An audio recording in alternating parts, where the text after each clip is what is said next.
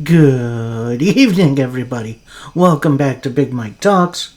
Today, I'm going to bring you the rest of the week that was in Bro Wrestling, and it's going to be covering NWA Power, MLW Fusion, and making its grand return, AEW Collision. I'm going to try to keep it short and sweet, keep it to results, maybe a little bit less intricate in the promo, just so I can fit it all in without going over an hour.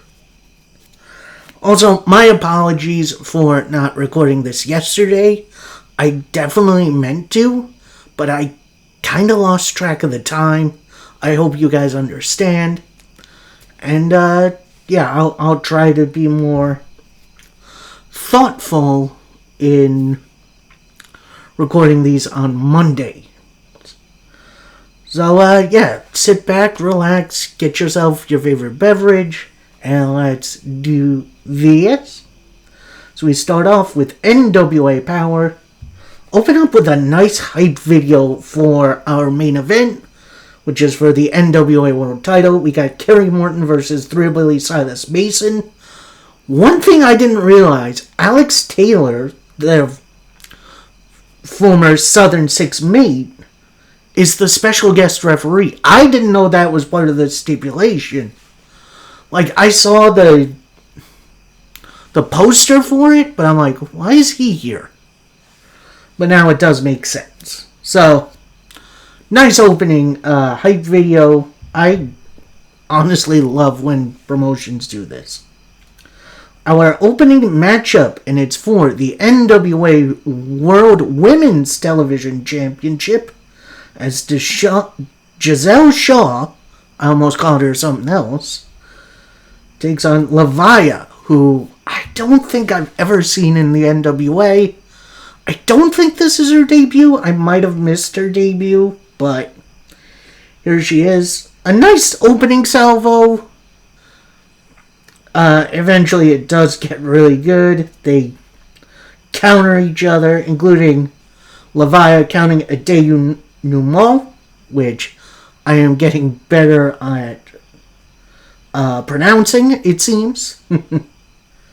They go back and forth a little bit after a roll through by Shaw hits the denouement to pick up the win and retain her title.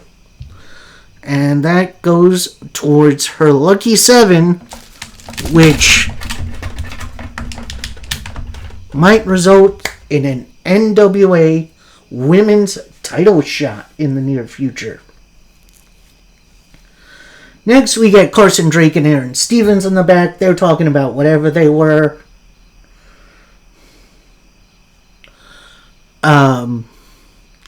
Talking about his Carson Drake's upcoming match against Pretty Boy Smooth.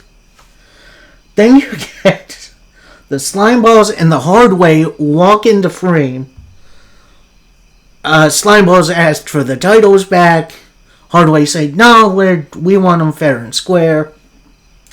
And they just kind of follow him like, kids begging their mom to buy them Pokemon cards. And yes, I've done that as a kid. We all have.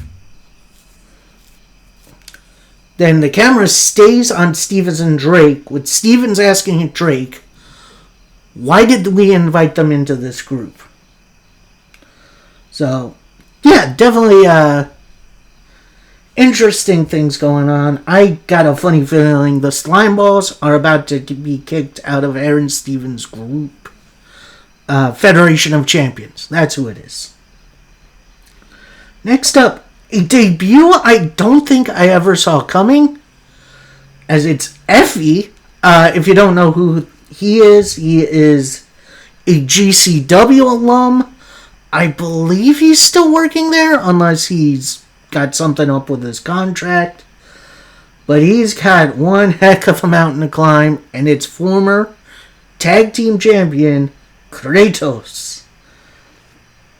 And honestly, Effie got a lot more offense than I thought he would. And honestly, really nice back and forth. After a brainbuster attempt by Kratos that gets blocked into a pretty awesome Pele kick by Kratos. And a Cage 2G, which I guess is his F5. Which, that looked really impressive. To pick up the win. Now, I'm not going to say Effie's buried. He's definitely not buried. He showed out in a really interesting match. A really good clash of styles. Although Effie's kind of a style all in his own. Which, I will say, I'm going to recommend this matchup. A lot of fun to watch. Really well paced. And, yeah, I think they'll be impressed by Effie. Next, we get the Royal Court segment, which they're backstage in, looks like a broom closet or something. So, it's King Trevor Murdoch, Mike Knox, not Carson Drake. Who is the other guy? I forget. Magic Jake, who just made his return. And for Tyler Franks, that's who it is. And they're lamenting in their new win.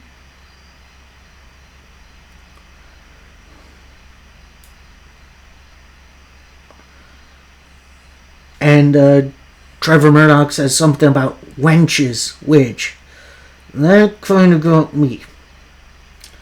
So next, we get our entrance for the number one contenders match. But it starts off with a Carson Drake interview. Commenting on Aaron Stevens potentially being suspended, which, that's kind of news to me. But Stevens takes the mic and says, "As always, you thought wrong. The suspension has been appealed. And Brian, you did this to himself and to his mother. The only thing that makes him... You don't need to talk about how bad Idol is. I'm standing in the ring. And to you, I'll be waiting."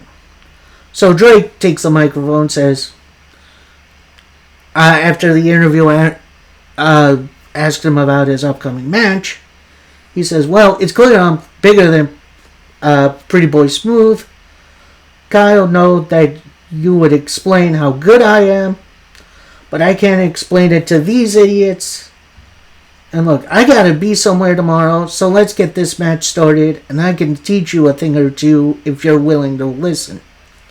So we kind of go to a break, come back, it's a Brian Idol promo. He says, "The big story coming out last week should have been me finally getting the television title. Instead, you, Stevens, you put your hands on my mother." And they all say looks that kill, but looks are only skin deep. And no, right now, it's not about the belt, it's not about legacy, it's about a score to settle. And Stevens, when you're standing across the ring from me, there's no one who can save you now. Oh, just passionate words from a really entertaining superstar. I cannot wait to see him get his hands on Aaron Stevens, although he'll probably have something up his sleeve. So next up, we go into a number one contenders match for the World Heavyweight title. We got Carson Drake taking on Pretty Boy Smooth. And Drake starts off strong, but Pretty Boy Smooth is stronger. Pretty Boy Smooth then kind of chases Drake around the ring for a little bit. Pretty Boy Smooth goes to lawn dart Carson Drake into the corner. That gets blocked into a flatliner. Very impressive. One point, Aaron Stevens gets up on the apron, but Pretty Boy Smooth manager Pastor CeeLo pulls him down. They get into it for a little bit. Then Pastor CeeLo chases Aaron Stevens into the ring. The ref stops CeeLo, in which now he's distracted. Aaron Stevens loads up his glove, which I Kind of looks like Roman Reigns when I'm doing this. Loads it up. KO punch. Drake then covers Pretty Boy Smooth and picks up the win. Is this a ton of interference? Yes, but I feel like this makes sense, especially with two heels trying to one-up each other. And, yeah, Carson Drake winning. I'm definitely okay with that. Especially with our world title match coming in the main event. But before that, we see Thrillbilly Silas Mason, the World Heavyweight Champion, working out in the back. He's got the, wig band or whatever it is. Then we go to something interesting. The Country Gentlemen in France. But then they also show footage of them defending the titles in Pro Wrestling Holland, which is an international promotion that I literally just heard of. So I'm going to check them out after seeing them. And, yeah, we get the usual Joe Kazana shenanigans, which leads to the retention, which definitely okay with. I'm interested to see who their opponents were, because they looked interesting. And take a shot at how many times I say interesting. And fine, well, Mo, we got our main event of the evening of NWA Power, and it's for the World Heavyweight Championship, the 10 pounds of gold. We got Kerry Morton challenging Thrillbilly Silas Mason with special guest referee Alex Taylor. And honestly, the animosity between these two, it adds so much to the story between these two guys. And then you got times where Kerry Morton would pull on Alex Taylor's ref's shirt. Then we see Ricky Morton, who is managing Kerry, interfering here and there.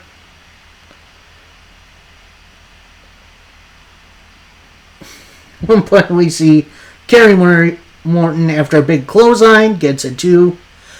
Kerry then gets into Alex Taylor's face. Taylor pushes him back into Silas Mason, hits a couple of strikes, big old backdrop. Then he goes for the thrill ride. I guess Kerry Morton held on, in which we saw a ref bump. Kerry sees this, initially hits a big old kiss it goodbye, doesn't go for a pin, goes to the top, looks to hit a kiss it goodbye from the top rope. That gets caught by Thrillbilly into the thrill ride for a 2 count. And then Thrillbilly just goes off. A couple of splashes, big old power slam for a 2 count. And during that 2 count, Ricky Morton pulls Alex Taylor, the referee, to the outside. This distracts Thrillbilly long enough for Kerry Morton to kick the ropes he's standing over for a low blow. The ref gets back in. Kerry Morton drops his knee pad. Goes to hit the kiss it goodbye, but that gets caught into a massive power bomb. But that gets blocked by Kerry, who hits a roll up. Then we see Ricky hanging on to Kerry to count the pinfall. Alex Taylor sees this, goes over to Ricky and Kerry. They kind of look at him like, no, don't do this. Just count. Taylor kicks the connection between the two. Thrillbilly with a roll-up, only for a 2. Then Thrillbilly with the thrill ride for the win and the retention. Then post-match, we see Ricky get in the ring. He gets into Alex Taylor's face. Taylor rips off the referee shirt. It looks like he's about to get into it with Ricky. But Silas Mason holds him back. Kerry and Ricky roll out. And then you see Kerry kind of hitting chairs with his fist. in the crowd to finish Hard Times. And yeah, for a TV special, that was a pretty darn good episode. A nice little finale, although apparently they're going right into NWA 78 stuff next week with very low build, which, yeah, we'll see what happens there. I'm pretty excited for it. I hope you guys are too. Yeah, like I said, NWA was pretty solid this week. Nothing that much to complain about, although personally, I would have liked to see maybe Brian Idol costing Carson Drake in his number one contenders match. I don't know. Something a bit more interesting. Although, I can understand if they're not ready to pull the trigger on Pretty Boy Smooth yet. That's definitely somewhere in the cards. So that was Power. We now move on to MLW Fusion. And we cold open with a Killer Kross promo, our MLW World Heavyweight Champion. He gets a big old "You deserve it" chant, which, honestly, I agree. Kross has been severely underrated his entire career. And now he's on top, at least in one promotion, which, that's cool. Then he kind of smiles to the crowd, says, "No, we all deserve it. Long time no see, Tennessee. The guy knows your MLW Nation, right? And I like to keep things fun and unpredictable. I want to know who's ready to step up right here tonight." And almost immediately after that, we have all three skyscrapers come out. So that's Dijak, Bishop Dwyer, a.k.a. Baron Corbin, and Joshua Bishop. So Dijak starts out with the microphone, says, "You know who we are?" Which, I can't believe that came out of his mouth. Thanks to Bully Ray. So Killer Kross answers, "Yeah, I know who you are. You're three real idiots." So then Dijak kind of introduces Dwyer as one of the best athletes on the roster and the best wrestler on the planet. Then he introduces himself as the greatest wrestler on the planet. No, you don't get to do that. And the best big man on the planet. No one has done it like me.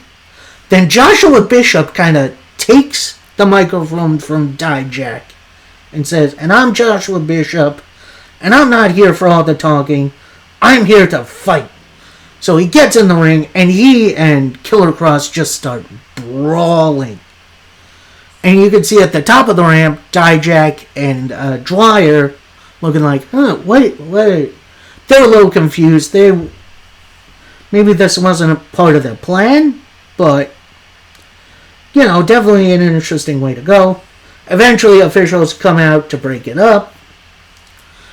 And then after a couple more pull-aparts, they eventually do. So, I'm definitely interested to see where this Joshua Bishop Killer Kross thing is going to go. Because you also have Matt Riddle waiting in the wings. So, definitely going to be interesting. Our first matchup, and yes, it did take us a little while to get here, and it is a lightning match between Zamaya and Angelica Risk.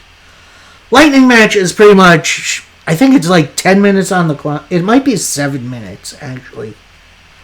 So it's a quick sprint match. And honestly, Risk got more offense than I thought she'd get here. But eventually, after a cross chop, a couple of chops of their own, crossbody, a clothesline, and a Death Valley driver, your winner is Zamaya. So, big old dominant win, and hopefully that gets her closer to the top of the card. Because I'd like to see her take on Shotzi. Then, almost immediately, we go to an interview on top of the ramp with Matt Riddle, where he says, I helped Cross against Kojima last week. As you all know, he owes me one. And hey, I got some more big news. In 2026, I'm entering the Opera Cup tournament. In any match set in front of me, I take over. Nice little punch right at the end. Yeah, gonna be interesting to see if Matt Riddle can get the world title again. Again? Did he ever win it? I think he did. Then we get a hype video for the Hate Group from Stardom. And it does kind of focus on a single one. I'm not sure who it is. I do apologize. I'm not up on my Stardom lore.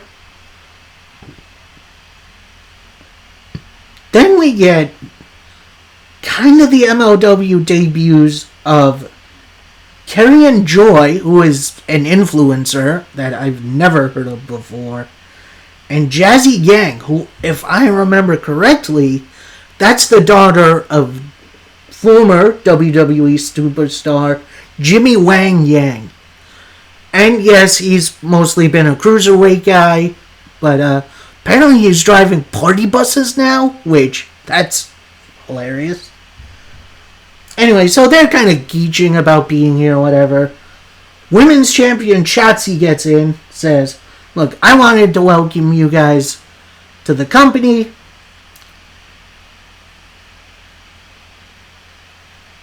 Then Yang kind of takes over the talking, says, girl, this whole thing is intense, but it's nothing we can't handle. So Shotzi then says, well, that's good to hear. I've been looking for some fresh opponents coming down the line, and I'm looking at either of you two. So they kind of get a big look on their face. They're like, all right, who's it gonna be? They play a little Rochambeau for it. I think Jazzy won.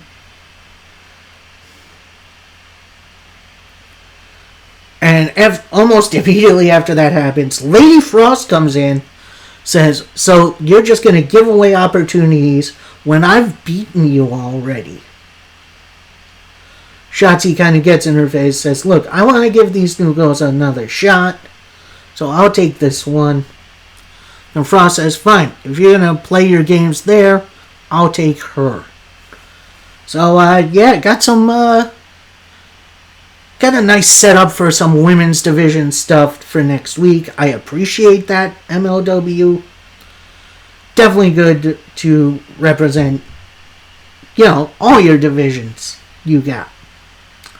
Speaking of all the divisions we've got our first defense of the MLW Southern Crown title as Kushida challenges Trevor Lee. And yes, both of these two were in NXT. I believe they've had a few matches against each other. But it definitely shows because the chemistry here is just... oh, it's delicious. These two guys work so damn well together. And I'm going to say this. I definitely recommend this matchup. But I will tell you the winner after a caveman stomp, which... I love, he still has that as his finish. It's Trevor Lee. Now, the only reason I'm giving you the result is because post-match, Trevor Lee gets a microphone, pretty much announces he's going to be a new father, in which, congratulations, Mr. Trevor Lee. He says, while being champion is great, being a parent is even better, which... I wouldn't know. But as soon as that happens, you got the Contra logo come up on the big screen. Out comes Joseph Samael, the leader of Contra, the Serpent, with this brand new monster. And they didn't give him a name yet, but good lord, that dude is a hoss. Like, that dude is a legitimate monster.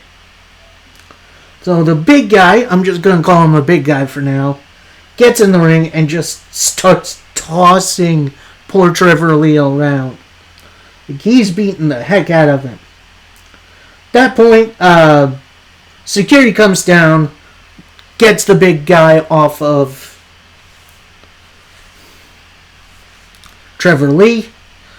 The big guy then fights through a couple of security guards. Then out comes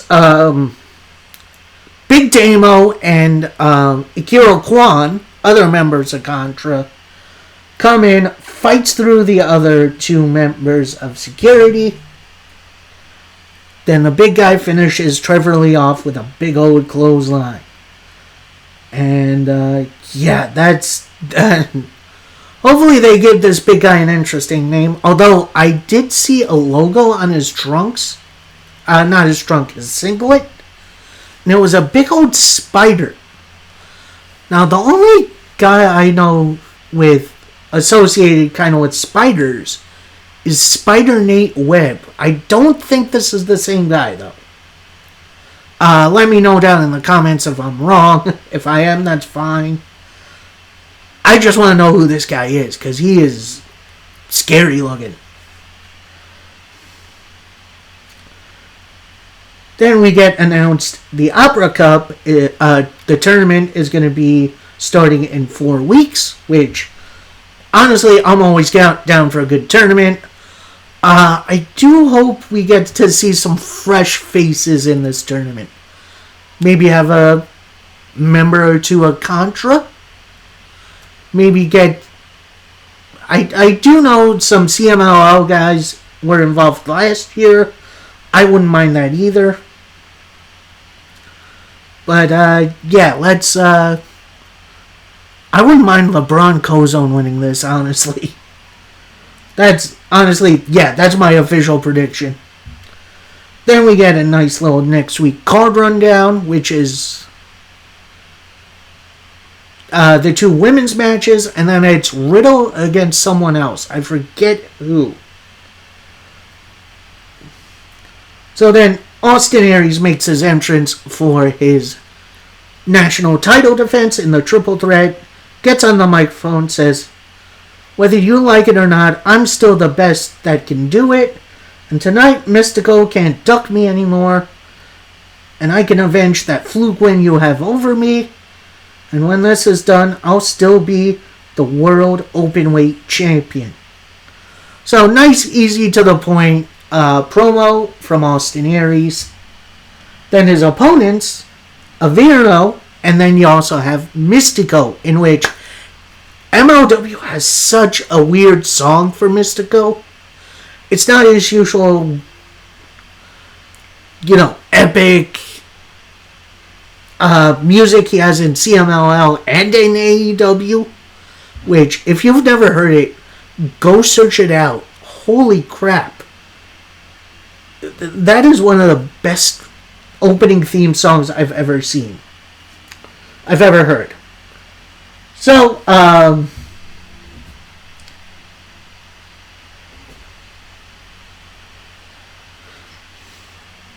yeah, this is kind of a match of 2 parts. Early on, it was Averno and Austin Aries double teaming Mystico. Eventually, that partnership broke up. And anytime either man goes for a submission, someone else would be there to break it up. Mystico eventually with a 619, which, shout out to Rey Mysterio. They go back and forth and forth. It's awesome. Mystico with a crazy code red for a 2 count. Hits a Spanish fly for a 2 on Averno. Aries then, when he's down, Aries pulls Mystico's mask off. He rolls out of the ring, hits Averno with the Brainbuster to pick up the win and retain his title. There was definitely a lot of moving parts to this match, but I really didn't mind it. Especially with the Strange Bedfellows alliance and it becoming a free-for-all by the end. it was a very entertaining matchup, and I'm going to say this again. I recommend this match. Because it was that dang good. We finish up with the return of AEW Collision. I know it's been a little while since I've covered this, but Saturdays are usually a little crazy around my neighborhood, so I'm not always covering it initially.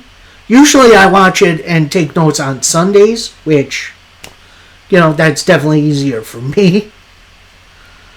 But yeah, I ended up covering it. We got a nice little rundown of the card, which, gonna keep saying it, I appreciate it when promotions do that. Then we get a Dynamite recap, mostly focusing on the Will Ospreay, Kenny Omega stuff, which, that's awesome. Then we get the updated matchups for the Continental Cup. And that is where we start off, as we got the conglomeration clashing, as we got Kyle O'Reilly taking on Orange Cassidy. And yeah, this match absolutely ruled. Definitely the laissez-faire. Orange Cassidy works really well with the intense Kyle O'Reilly. And yeah, Kyle kept going for the ankle lock, but Orange Cassidy would fight out of it. Eventually, after a roll-up attempt that only gets a 2, Kyle O'Reilly locks in the ankle lock really deep, adds the legs for the grapevine for the submission win, in which I don't think I've ever seen Orange Cassidy submit. Like, that might just be me, but I don't think I have seen that. Maybe I need to look back in the archives and see, Pac actually did it in, like, their second meeting or something. But, yeah, that's definitely rare. Post-match, we see Kyle checking on Cassidy. And then Kyle helps Cassidy up. And the ref holds up both their hands in solidarity. So, next up, we get a kind of recap interview. It's kind of weird because it takes place post his match on Dynamite, where we see Nigel McGuinness saying, "I'm all overwhelmed. I'm in a lot of pain." Then he kind of winces, holds his back, asks the doctor, "Could I get some ice for my back?" Doctor goes away. In the frame comes Will Ospreay, which did not see that one coming.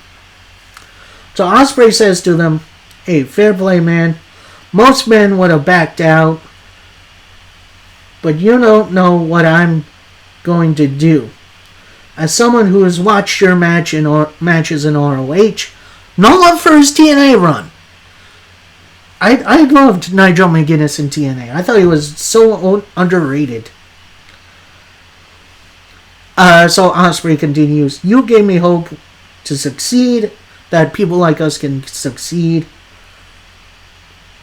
And I need to give you a lot of thanks. But I've got more faith in you winning than me winning." Then Nigel says, "Well, then you're wasting your opportunity.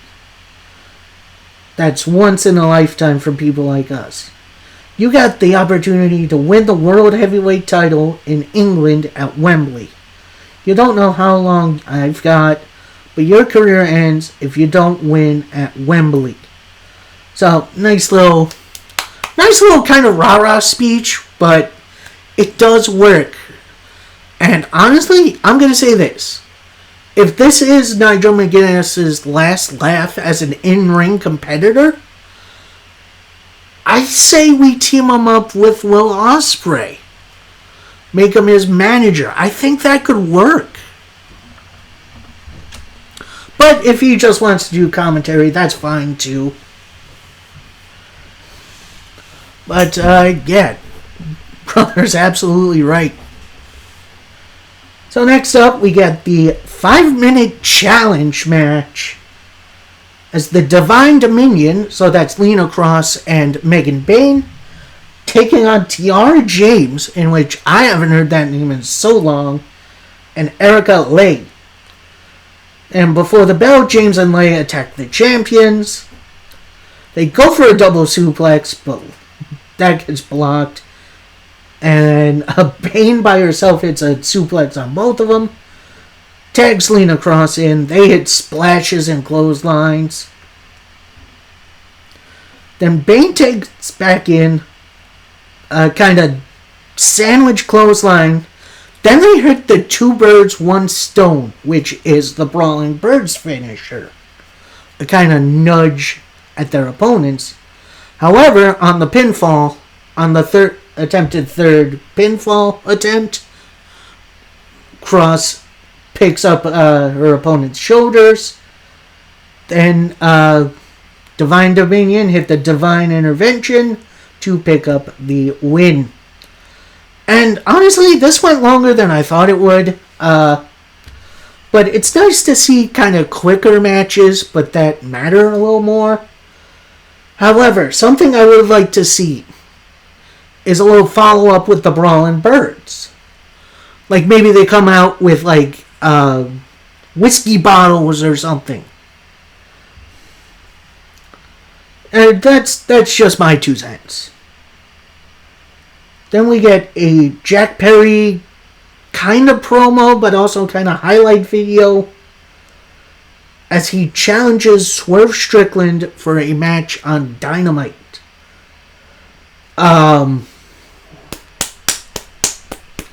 Yeah, absolutely, hell yeah. Then we get a Darby Allin, Kevin Knight hype video, which recaps what happened on Dynamite, especially with the pyro, which I still can't believe that happened. Like, that's a crazy moment. I think the last time we saw something like that was Jeff Hardy back in, like, 2006 or 7. And yes, I did just do the taunt. So, yeah, AEW doing a really good job at hyping up their biggest show. Which, I don't know. I do. That's kind of my issue. I'll bring that up at the end. But, yeah, that's great little hype video. Next, we get the final quarterfinal match of the Continental Challenge Cup. And we got Claudio Castagnoli taking on what should have been Eddie Kingston, but he has announced he is hurt. So we had a play-in match on ROH Death Before Dishonor. It was Daniel Garcia against, I want to say, Matt Sydal. I could be wrong. And, yeah, Garcia won it. And, yeah, this match was low-key intense. Like, especially with teammates like they are. These two guys didn't hold anything back. Especially a spot where Garcia was getting beaten down in the corner. He would get up. He would attempt his old dance, which, that's definitely crazy. Claudio would go back to whoop him. He'd kind of get up again, try to do his dance. Eventually, he did do his dance, get to do his little shimmy or whatever it is. Claudio goes for a big elbow, misses. Garcia with a roll up for a 2 count.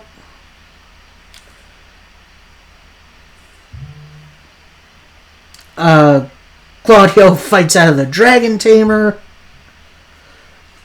Garcia with a roll through hits the Busaiku knee, which that was crazy looking. He locks in the sleeper, but then he lets go to attempt Claudio's Gotch neutralizer, but that gets blocked. Claudio with a bunch of uppercuts. Garcia then locks in another sleeper, but Claudio powers out.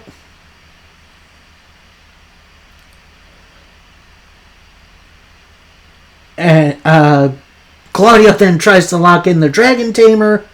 Garcia fights out, but as he's kind of laying there, he kind of spits up at Claudio, in which that was a mistake. Then after a couple of uppercuts, a slap, stomp, a powerbomb right into the sharpshooter for a submission win for Claudio Castagnoli. And yeah, that was definitely the right way to go. And we'll see what the semifinals look like a little bit later on. In which I kind of wish they did the actual blind draw on TV, but, you know, I get it. Gotta get to the good stuff. Then we get a Willow Nightingale versus Mercedes Moné hype video for All In. And that one, ooh. I'm gonna say this. I understand Will Ospreay, the countryman, he's going to get his big moment at Wembley. That's why he and Ospreay are going to be the main event. I think this match, which has, at least for me, been better built up to, I think this match should main event. Now you can go and yell at me in the comments all you want. I'm just saying. I feel like it would be a perfect time for a women's main event for a big pay-per-view like this. Then we go to commercial. Apparently during commercial, Tony Khan did the blind drawing for the Continental Cup semifinals, in which both are going to be on Dynamite this week. So we're going to get Kyle O'Reilly versus Nigel McGuinness, which, heck yeah, I'm down for that one. Which means we are getting more Death Riders infighting with Jon Moxley taking on Claudio Castagnoli. And oh my god, I think this is going to break up the Death Riders. Maybe not break up, but I think we're going to see the faction split up into two. And we may see a little more infighting.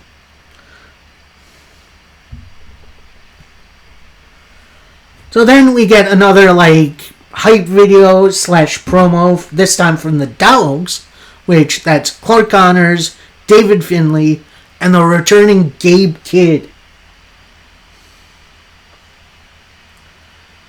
In which they answer the open challenge for the Trios titles match for Wembley. And they finish it off with the line, Wembley, we let the dogs out. Which, honestly, that got me a little bit. Clark Connors, I think eventually when the dogs do break up, I think we're going to see Clark Connors go babyface. I think it would be a lot of fun to see. And just, I think it would work really well. Next up, a really weird trios match. So it's the Hurt Syndicate, Bobby Lashley and Shelton Benjamin. Then representing Shane Taylor Promotions, it's Lee Moriarty, our pure champion, as they take on Ryan O'Neal, Nick Nolan, and Matt Mako. I'm going to say this, Matt Mako, hell of a name for a pro wrestler. But, yeah, this was a Hurt Syndicate, Lee Moriarty, a beating. But after a spear, you have the other members of Shane Taylor Promotions out there. They said something to MVP. Moriarty tags in. Then the Hurt Syndicate leave to the back. Lee Moriarty then tosses, I want to say it was Nick Nolan, I'm not sure, to the outside, hits a dive, back in, into a flatliner and a Motor City stretch for the submission victory for his team. So, apparently they got a little bit of a working relationship, aka Shane Taylor Promotions is paying Hurt Syndicate to team with him. So, Shane Taylor gets on the microphone, says, that's what I'm talking about. don't know, you guys don't know what greatness looked like. This is 2 years of holding down the Pure division. And the greatness is SC Shane Taylor Promotions becoming Trios champions. And whoever's got the nuts to challenge that, come on out. Lights go out. Dun, dun, dun. We got the Bang Bang Gang coming out. Representing them in the match is Switchblade Jay White, Austin and Colton Gunn. And this match, honestly, it was a lot better than I thought it'd be. Like, these two teams definitely have some really good chemistry, especially Jay White and Shane Taylor. Like, you got the big guy, little guy, David versus Goliath thing going on. Eventually, it does turn into a little bit of a schmoz. Shane Taylor goes for a big splash, whiffs on it. Then we get the Guns hitting a 310 to Yuma on Sean Dean. Then Jay White hits a big old Blade Runner on Shane Taylor to pick up the win for the Bang Bang Gang. After that, Jay White gets a mic, reintroduces the Collision Cowboys, in which that nickname is hilarious. I love that. And Jay White pretty much says, obviously the Continental Cup match didn't go my way, but when one door closes, another one opens. The Dogs, you got the best of me last week. Brodito and Hangman, I appreciate the save, but I didn't need it. And it's clear those belts don't belong to you. We never lost this. And Dogs, it stings that you didn't win them legitimately from us. So we got a trios predicament to the Wild Wild West. And the Bang Bang Game are coming for gold. And if you're not down with that, we got 2 words for you. Guns up. So it does look like we are getting some sort of multi-man match for the trios titles. At All In which I guess that's fine. Obviously we got Good, Bad, and the Ugly, so that's Brodito and Hangman. We got the Dogs, and now we got Jay White and the Bang Bang Gang. But also, kind of in the background, is Swerve Strickland and his team, in which, spoiler alert, that's probably going to be Kofi and Xavier Woods, the New Day. So, love that they're getting this opportunity. Take a little bit of a commercial break, come back with a conglomeration interview. So it's Kyle O'Reilly, Roderick Strong, Orange Cassidy, and Willow Nightingale, in which I always forget she's a part of the group. Anyway, so Kyle pretty much says, I knew this tournament was going to test me. Facing both my brothers back to back, it was crazy. But this tournament is mine for the taking. The first All In, we watched it at home. This is Willow now, saying, the first All In I watched at home due to injury. Second one, I was on the pre-show. And the third one, I was left off the card. But now I'm walking in as women's champion. And Maya, I think the world of you. But nothing is stopping me from my dreams versus Monet at Wembley. Nice, easy, to the point promo from Willow. Then we get the full recap of the Kenny Omega Will Ospreay situation, including going back to New Japan, even as far back as their first match in Pro Wrestling Guerrilla, which, that's a long damn time ago. I feel like this should have been on Dynamite, but I do understand AEW wanting to make Collision a little bit more must-see, so they kind of split it up a little bit. That was a great hype package. Then we get this weird match, which, not to say I'm complaining, but it kind of came out of nowhere. So it's Nick Wayne teaming up with Tommaso Ciampa to take on Speedball Mike Bailey and Commander. And yeah, this match absolutely ruled. I'm not going to go over all of it, but I will tell you who wins it. It is a Nick Wayne Tommaso Ciampa win after a Proloflex, which is a great name for a finisher for Nick Wayne. Then we get another hype video, this time for Okada versus Takeshita versus Fletcher, which, honestly, I think that triple threat match is going to steal the show at Wembley. Put money on it, because that was a great little show. Great little promo.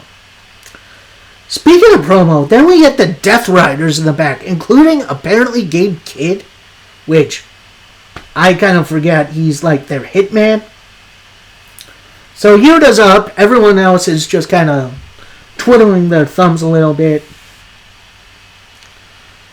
So Yuta says, the draw from the semifinal sucks. We can either wallow or we can take our opportunities. There will be more time to... At that point, Moxley gets up, puts a hand on Yuta's shoulder, and just says two words to him. Shut up. He walks off. Claudio then gets up, puts a hand on his other shoulder, says, sucks for who? And walks off. This is why I think we're going to see a Death Riders split. Not just a full breakup. I think we're going to see the two factions split. I think on one side we're going to get Moxley. We're going to get Garcia. Although Garcia might go off on his own.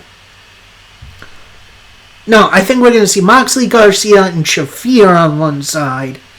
Maybe Pac, although I think Pac might go to the other side. Then on the other side, we're going to see Claudio, Yuta, in which those two have teamed. Maybe Pac. But the last man I see, maybe making his debut at All In, maybe somewhere in between. I think we're going to see Ilya Dragunov debut. And yes, his contract did just run out, so I don't think there's a 90-day no compete here. So I think he can just show up, which I'd be down for. So that's just for me, but we'll see what happens. And we get our main event of the evening for the AEW Women's Championship as Maya World challenges Willow Nightingale. And oh my goodness, these two absolutely cooked. Now, was it the best match on the show? Absolutely not. But oh boy, they did an awesome job. Willow, obviously the big powerhouse. But Maya World kept up. Actually, she kind of outsped Willow. But after an attempt at a Babe with Powerbomb, Maya blocks it for a roll-up for a 2 count. Then Willow, using her momentum, rolls up Maya to pick up the win. So escaped by the skin of her teeth to win the match. And we got a clear road to Mercedes Moné versus Willow Nightingale, in which, heck to the yeah. Although, I will admit, I'm kind of hoping Maya World gets on the card at some point to defend her TBS title. Although, I will understand maybe she won't, because that would just be a ton of matches. So, yeah. Overall, a very interesting episode of Collision. A lot of hype up for All In. But also some really, really good action. I feel like AEW are finally finding that middle ground between the wrestling and then the outside the ring stuff. I think it's finally meshing really well. And honestly, I hope they do more of stuff like this. And also, hey Tony, if you can do this for Collision, you can do this for Dynamite. You don't need half-hour overruns like you did on Wednesday. Like, let's keep it 8 to 10, nice and simple. Please, for the love of God. Although I would not mind a little overrun this coming Wednesday, especially with All In coming on Sunday, which that should be a really fun show. So, yeah, that'll do it for me. I hope you all enjoyed. Coming Friday is obviously going to be my review for AEW Dynamite, which is the go-home for All In, and TNA Impact. Hopefully you come along for the ride. Till that time, happy wrestling, everybody. Peace.